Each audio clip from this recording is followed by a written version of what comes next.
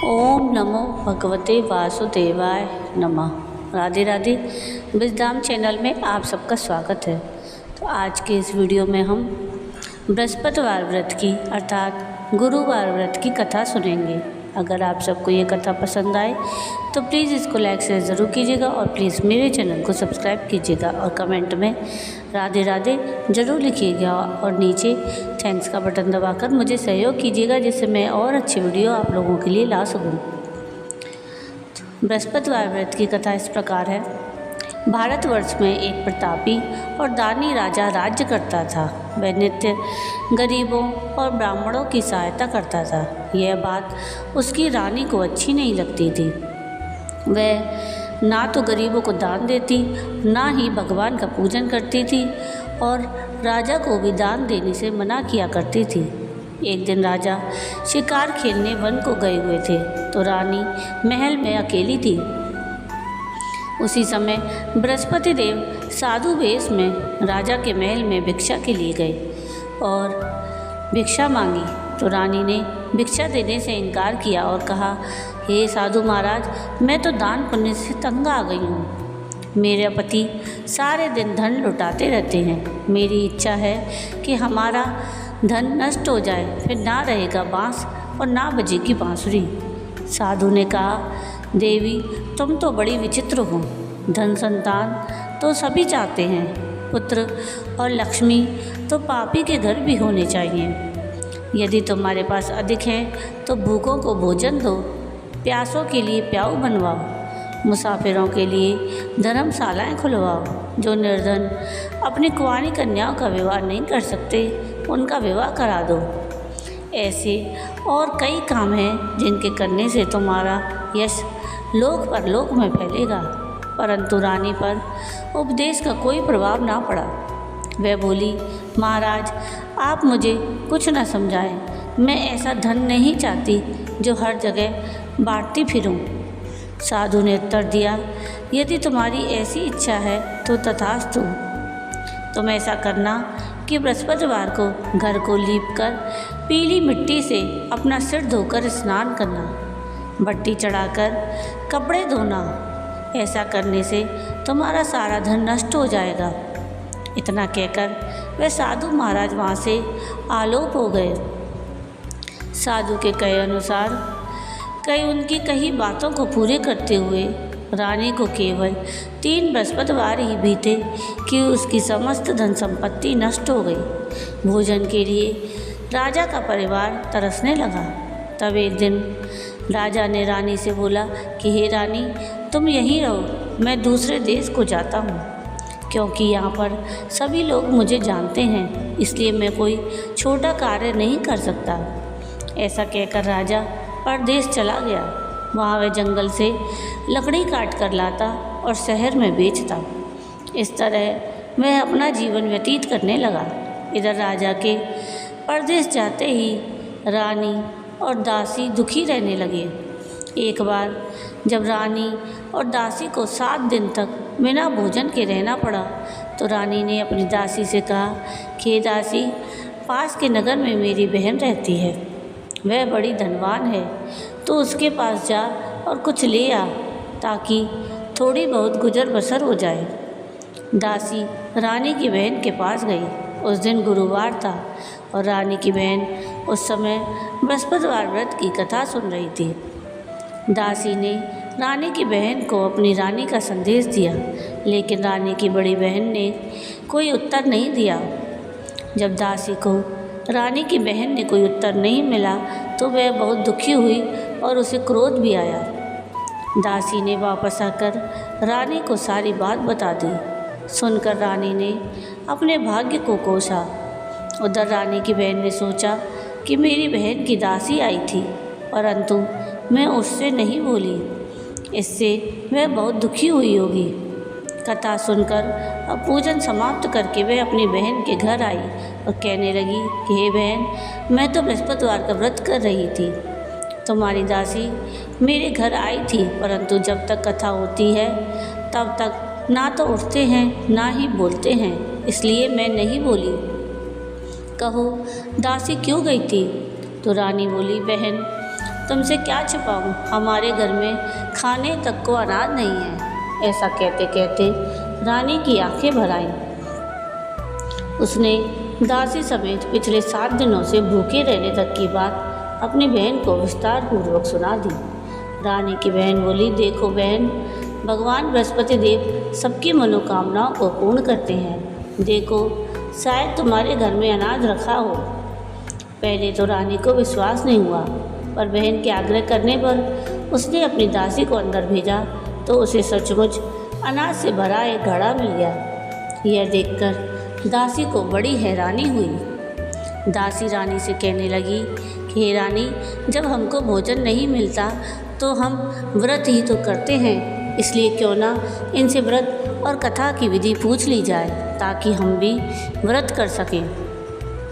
तब रानी ने अपनी बहन से बृहस्पतिवार के व्रत के बारे में पूछा। उसकी बहन ने बताया, बृहस्पतिवार के व्रत में चने की दाल और मुनक्का से विष्णु भगवान का केले की जड़ में पूजन करें और दीपक जलाएं। इसके पश्चात व्रत कथा सुनें और पीला भोजन करें।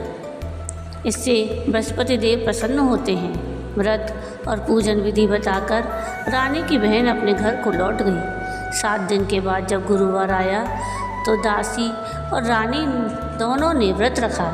गुड़साल में जाकर चना और गुड़ लेकर आई, फिर उससे केले की जड़ और विष्णु भगवान का पूजन किया। अब पीला भोजन कहाँ से आए, इस बात को लेकर दोनों बहुत दुखी थी। चूँकि उन्होंने व्रत रखा था, इसलिए बृहस्पति देव उनसे प्रसन्न थे।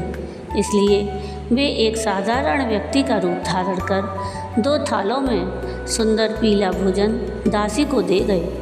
भोजन पाकर दासी बहुत प्रसन्न हुई और फिर रानी के साथ मिलकर भोजन ग्रहण किया। उसके बाद वे सभी गुरुवार को व्रत और पूजन करने लगी। बृहस्पतिवार भगवान की कृपा से उनके पास फिर से धन संपत्ति आ गई, परंतु रानी फिर से पहले की तरह आलस करने लगी। तब दासी बोली, देखो रानी, तुम पहले भी इस प्रकार आलस करती थी। तुम्हें धन रखने में कष्ट होता था, इस कारण सारा धन नष्ट हो गया, और अब जब भगवान बृहस्पति की कृपा से धन मिला है तो तुम्हें फिर से आलस होता है।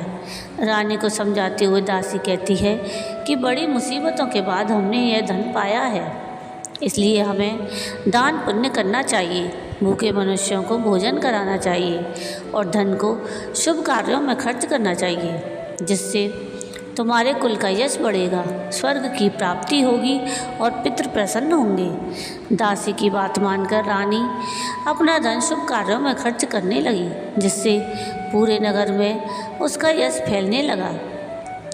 एक दिन राजा दुखी होकर जंगल में एक पेड़ के नीचे आसन जमा कर बैठ गया। वह अपनी दशा को याद करके व्याकुल होने लगा। बृहस्पतिवार का दिन था। एकाएक उसने देखा कि निर्जन वन में एक साधु प्रकट हुए। वह साधु वेश में स्वयं बृहस्पति देवता थे। वह लकड़ारे के सामने आकर बोले कि हे लकड़ारे, इस सुनसान जंगल में तू चिंता मग्न क्यों बैठा है? तो लकड़ारे ने दोनों हाथ जोड़कर प्रणाम किया और उत्तर दिया, महात्मा जी, आप सब कुछ जानते हैं, मैं क्या कहूँ। यह कहकर वह रोने लगा और साधु को अपनी आत्मकथा सुनाई। महात्मा जी ने कहा कि तुम्हारी स्त्री ने बृहस्पति के दिन बृहस्पति भगवान का निरादर किया, जिसके कारण रुष्ट होकर उन्होंने तुम्हारी यह दशा कर दी। अब तुम चिंता को दूर करके मेरे कहने पर चलो तो तुम्हारे सारे कष्ट दूर हो जाएंगे और भगवान पहले से भी अधिक संपत्ति देंगे। तुम बृहस्पतिवार के दिन कथा किया करो, 2 पैसे के चने और मुनक्का लाकर उसका प्रसाद बनाओ और शुद्ध जल से लोटे में शक्कर मिलाकर अमृत तैयार करो। कथा के पश्चात अपने सारे परिवार और सुनने वाले प्रेमियों में अमृत और प्रसाद बांटकर आप भी प्रसाद ग्रहण करो। ऐसा करने से भगवान तुम्हारी सारी मनोकामनाएं पूरी करेंगे। साधु के ऐसे वचन सुनकर लकड़हारा बोला, हे प्रभु, मुझे लकड़ी बेचकर इतना पैसा नहीं मिलता जिससे भोजन के उपरांत कुछ बचा सकूं। मैंने रात्रि में अपनी स्त्री को व्याकुल देखा है। मेरे पास कुछ भी नहीं, जिससे मैं उसकी खबर मंगा सकूं। साधु ने कहा, हे लकड़हारे, तुम किसी बात की चिंता मत करो। बृहस्पति के दिन तुम रोजाना की तरह लकड़ियाँ लेकर शहर को जाओ। तुमको रोज से दुगना धन प्राप्त होगा, जिससे तुम भली भांति भोजन कर लोगे और बृहस्पति देव की पूजा का सामान भी आ जाएगा। इतना कहकर साधु अंतर्ध्यान हो गए। धीरे धीरे समय व्यतीत होने पर फिर वही बृहस्पतिवार का दिन आया। लकड़हारा जंगल से लकड़ी काटकर किसी शहर में बेचने गया। उसे उस दिन और दिन से अधिक पैसा मिला। राजा ने गुड़, चना आदि लाकर गुरुवार का व्रत किया। उस दिन से उसके सभी क्लेश दूर हुए। परंतु जब दोबारा गुरुवार का दिन आया तो वह बृहस्पतिवार का व्रत करना भूल गया। इस कारण बृहस्पति देव भगवान नाराज हो गए। उस दिन उस नगर के राजा ने विशाल यज्ञ का आयोजन किया और शहर में यह घोषणा करा दी कि कोई भी मनुष्य अपने घर में भोजन ना बनाए, ना आग जलाए। समस्त जनता मेरे यहाँ भोजन करने आए।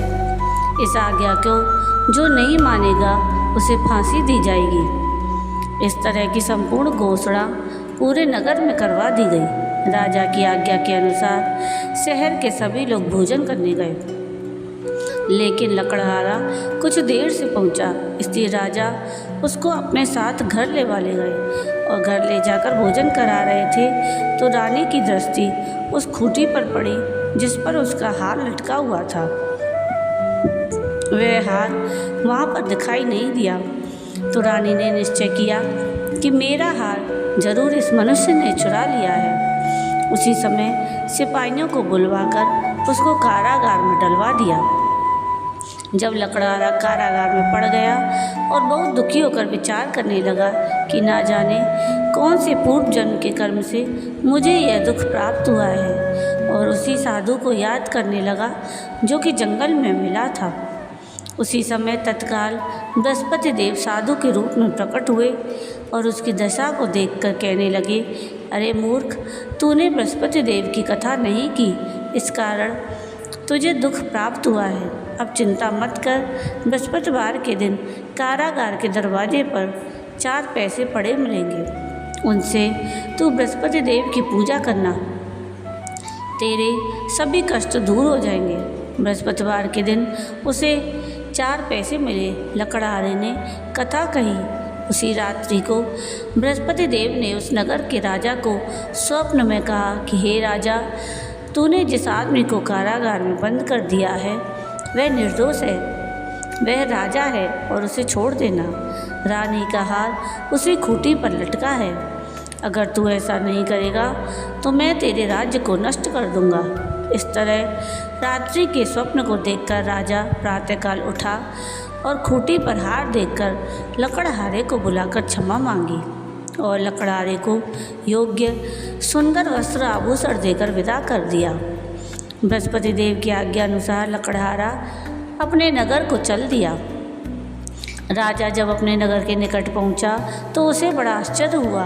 नगर में पहले से अधिक बाग, तालाब, कुएं और बहुत सी धर्मशालाएं, मंदिर आदि बन गए हैं। राजा ने पूछा कि यह किसका बाग व धर्मशाला है। तब नगर के सब लोग कहने लगे, यह सब रानी और बांदी के हैं। तो राजा को आश्चर्य हुआ और गुस्सा भी आया। जब रानी ने यह खबर सुनी कि राजा आ रहे हैं तो उसने बांदी से कहा कि हे दासी, देख, राजा हमको कितनी बुरी हालत में छोड़कर गए थे। हमारी ऐसी हालत देखकर वह लौट न जाएं, इसलिए तू दरवाजे पर खड़ी हो जा। आज्ञा अनुसार दासी दरवाजे पर खड़ी हो गई। राजा आए तो उन्हें अपने साथ लेवा लाई। तब राजा ने क्रोध करके अपनी रानी से पूछा कि यह धन तुम्हें कैसे प्राप्त हुआ। तब उन्होंने कहा कि हमें यह सारा धन बृहस्पति देव के व्रत के प्रभाव से प्राप्त हुआ है। राजा ने निश्चय किया कि 7 रोज बाद सभी बृहस्पति देव का पूजन करते हैं, परंतु मैं प्रतिदिन दिन में 3 बार कहानी और रोज व्रत किया करूँगा। अब हर समय राजा के दुपट्टे में चने की दाल बंधी रहती और दिन में 3 बार कहानी कहता। एक रोज़ राजा ने विचार किया कि चलो अपनी बहन के यहाँ होकर आएं। इस तरह निश्चय कर राजा घोड़े पर सवार हो अपनी बहन के यहाँ चलने लगा। मार्ग में उसने देखा कि कुछ आदमी एक मुर्दे को लिए जा रहे हैं। उन्हें रोककर राजा कहने लगा, अरे भाइयों, मेरी बृहस्पतिवार की कथा सुन लो।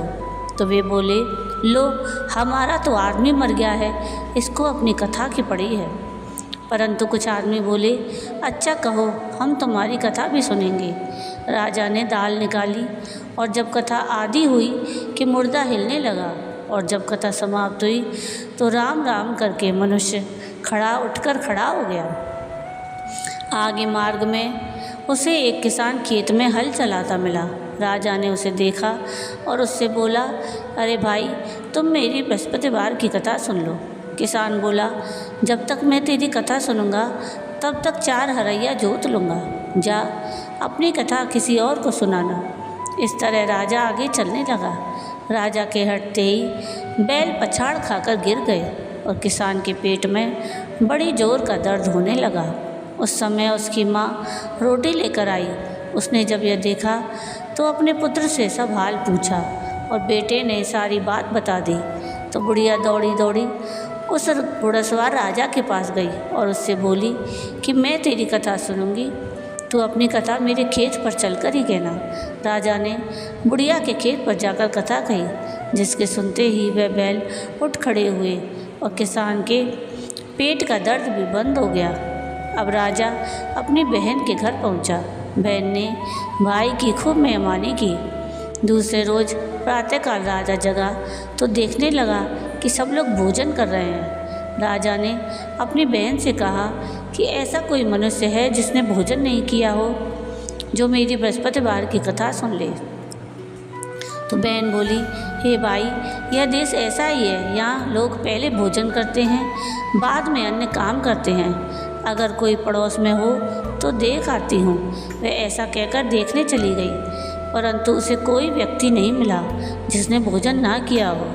अतः वह एक कुमार के घर गई जिसका लड़का बीमार था। उसे मालूम हुआ कि उसके यहाँ 3 दिन से किसी ने भोजन नहीं किया।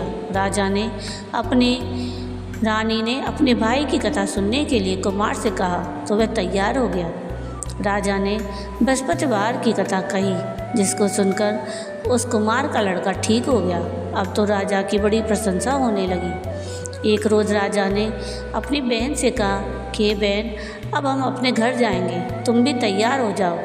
राजा की बहन ने अपनी सास से कहा तो सास ने कहा, चली जा, परंतु अपने लड़कों को मत ले जाना, क्योंकि तेरे भाई की कोई औलाद नहीं है। बहन ने अपने भाई से कहा कि भैया, मैं तो चलूँगी, पर कोई बालक नहीं जाएगा। राजा बोला कि जब कोई बालक नहीं चलेगा तब तुम ही क्या करोगी। बड़े दुखी मन से राजा अपने नगर को लौट आया। राजा ने अपनी रानी से कहा कि हम निर्वंशी हैं, हमारा मुंह देखने का धर्म नहीं है और कुछ भोजन आदि नहीं किया। रानी बोली, हे प्रभु, बृहस्पति देव ने हमें सब कुछ दिया, वह हमें औलाद अवश्य देंगे। उसी रात को बृहस्पति देव ने राजा से स्वप्न में कहा, हे राजा, उठ, सभी सोच त्याग दे, तेरी रानी गर्भ से है। राजा यह बात सुनकर बड़ा खुश हुआ। 9वें महीने में रानी के गर्भ से एक सुंदर पुत्र पैदा हुआ। तब राजा बोला कि हे रानी, स्त्री बिना भोजन के रह सकती है, पर बिना कहे नहीं रह सकती। जब मेरी बहन आए तो मुझसे कुछ मत कहना। रानी ने सुनकर हाँ कर दी। जब राजा की बहन ने यह सब समाचार सुना तो वह बड़ी खुश हुई और बधाई लेकर अपने भाई के घर आई। तब रानी ने कहा, घोड़ा चढ़कर तो नहीं आई, गधा चढ़ी आई। राजा की बहन बोली, भाभी, मैं इस प्रकार ना कहती तो तुम्हें औलाद कैसे मिलती। बृहस्पति देव ऐसे ही हैं, जैसी जिसके मन में कामना है सबको पूर्ण करते हैं। जो सद्भावनापूर्वक बृहस्पतिवार का व्रत करता है, वह कथा पढ़ता है अथवा सुनता है, दूसरों को सुनाता है, बृहस्पति देव उसकी सभी मनोकामनाएं पूर्ण करते हैं। जय बृहस्पति देव की। तो ये थी कथा बृहस्पतिवार व्रत की। आपको ये कथा कैसी लगी मुझे कमेंट करके ज़रूर बताइएगा, और अगर आपको ये कथा पसंद आई हो तो प्लीज़ इसको लाइक शेयर ज़रूर कीजिएगा और प्लीज़ मेरे चैनल को सब्सक्राइब कीजिएगा और कमेंट में राधे राधे ज़रूर लिखिएगा और नीचे थैंक्स का बटन दबाकर मुझे सहयोग कीजिएगा। और कथा सुनाने में कुछ गलती हुई हो तो उसके लिए क्षमा कीजिएगा। वीडियो पूरा देखने के लिए थैंक यू। राधे राधे।